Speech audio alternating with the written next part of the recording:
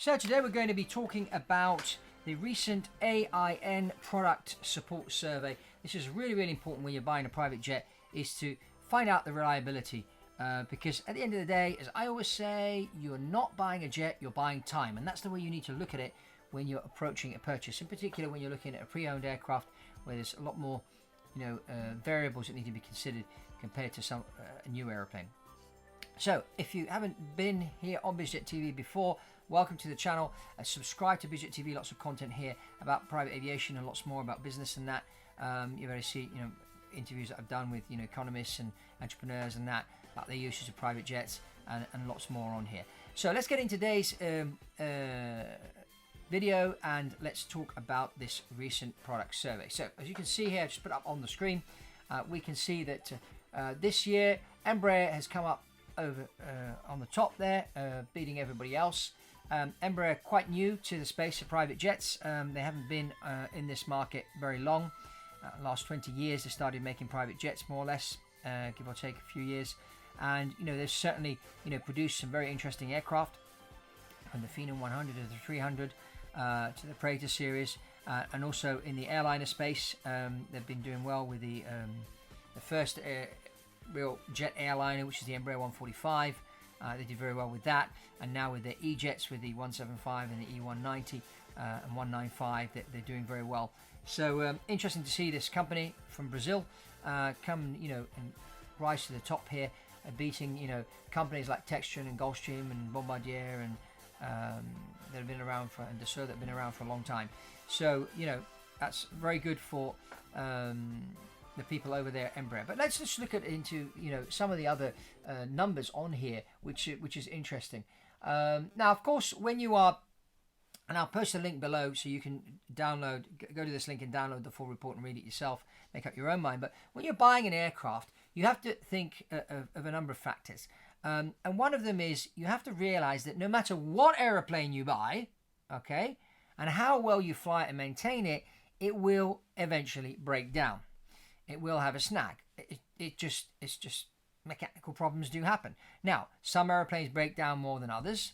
There are certain things that you can do to prevent airplanes from breaking down. But the ultimate question is, if suddenly it breaks down, how soon can I get my airplane back in the air? Now, if we look at, for example, on parts availability, we see that Embraer only scores 6.7 compared to Gulfstream, which scores 7.6. So that's interesting. But if you look at, for example, AOG response, Embraer's got 7.8 compared to 8 on Gulfstream. Then you've got warranty fulfillment. And so you may look at that and think, oh, well, they're not very good on the spare parts. And they're not very good at responding when something goes wrong. But, overall, they do turn out at 8.0 above, Gulfstream and all the others. So that's interesting. And, talking to pilots and mechanics and things like that, Embraer tends to be have a good customer service.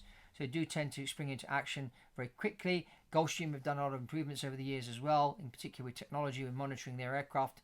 They pretty much know what the problem is and how to fix it and what parts needed, as their Gulfstream center talks to their airplanes all the time.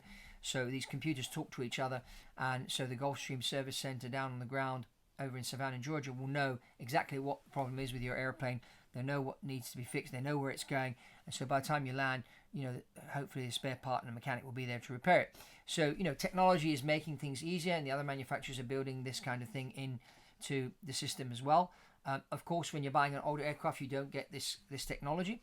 But what you need to look at is you need to look at availability of spare parts, availability of service centers, mechanics that can fix it, and how quick can you get a spare part to where you are. And another thing which plays into this is where you are going to operate your aircraft, where you're going to base it, where you're going to be flying to.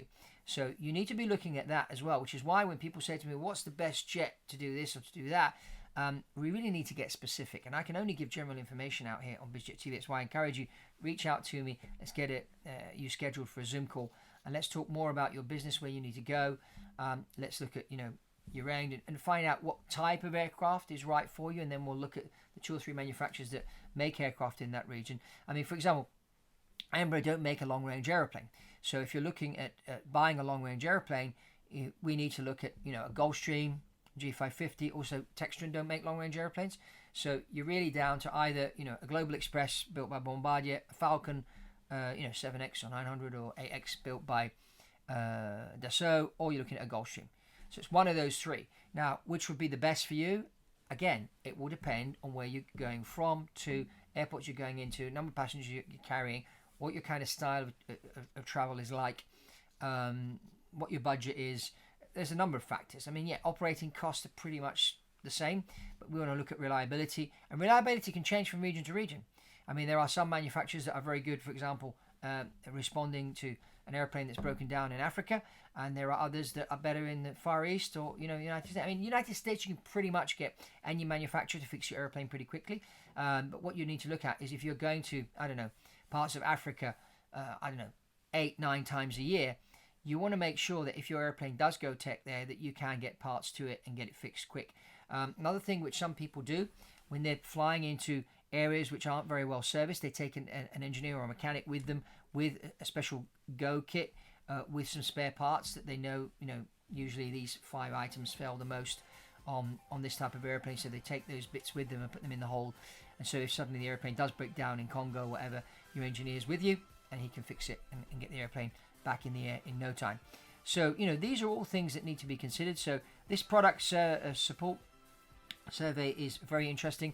I encourage you to download it and have a read.